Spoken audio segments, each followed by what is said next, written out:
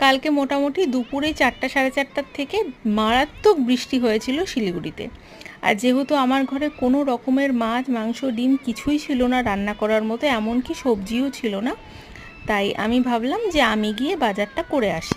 বেরোতে গিয়ে দেখি প্রচণ্ড বৃষ্টি। যথারীতি আমি কর্তামশাইকে ফোন করে বলে দিই আসার পথে যে কোনো একটা মাছ মাছের দোকান থেকে নিয়ে এসে। সে আমাকে বলল, ঠিক আছে, আমি তোমার জন্য মাছের ব্যবস্থা করে নিয়ে আসবো, তোমাকে বৃষ্টিতে বের হতে হবে। সে যখন অফিস থেকে এসে অত বড় প্লাস্টিকটা হাতে ধরালো, আমি দেখেই বুঝে গেছিলাম যে এটার মধ্যে চিকেনই আছে।